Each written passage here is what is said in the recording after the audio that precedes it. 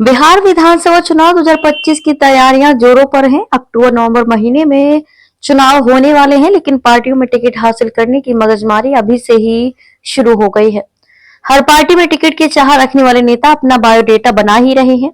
दूसरे नेताओं का भी बायोडेटा भी तैयार करवा रहे हैं ताकि वे मीन मेख निकाल सके।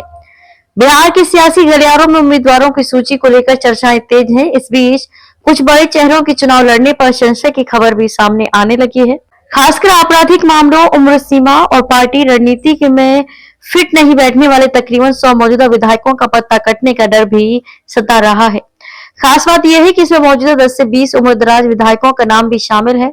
आइए उन 10 चेहरों पर नजर डालें जिनका बिहार चुनाव 2025 में टिकट कटना लगभग तय है। दरअसल साल 2020 के चुनाव में जीत कर आए 58 विधायक ऐसे हैं जिनकी उम्र 61 से 70 साल के बीच है। 66% दागी विधायक विधानसभा पहुंचे थे। राजनीतिक जानकारों की माने तो बिहार विधानसभा चुनाव 2025 में कई प्रमुख नेताओं को आपराधिक मामलों, उम्र सीमा और पार्टी की रणनीति के कारण मैदान में नहीं उतारा जा रहा है।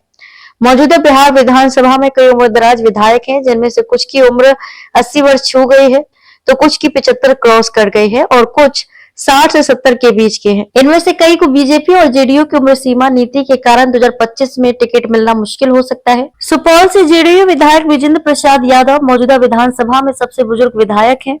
यादव 80 साल पार करने वाले हैं। साल 2020 का विधानसभा चुनाव इमामगंज सीट से जीतने वाले केंद्रीय मंत्री जीतन राम मांझी 74 साल में चुनाव जीते थे। हालांकि वे बाद में इस्तीफा देकर लोकसभा का चुनाव गया सीट से लड़े और जीतकर केंद्रीय मंत्री बने। बिहार विधानसभा अध्यक्ष नंदकिशोर यादव भी 73 को क्रॉस करने वाले हैं।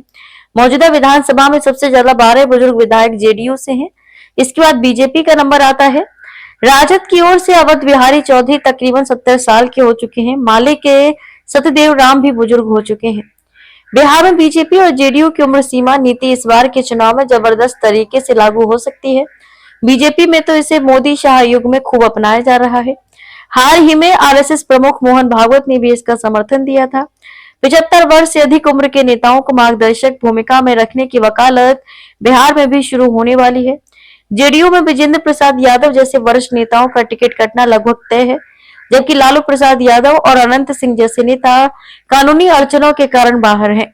उम्रदराज विधायकों की सूची में शामिल कई नेता जैसे अरुण कुमार सिन्हा और नंदकिशोर यादव बीजेपी के मजबूत चेहरे हैं, लेकिन युवा चेहरों को मौका देने की रणनीति उनके लिए चुनौती बन सकती है।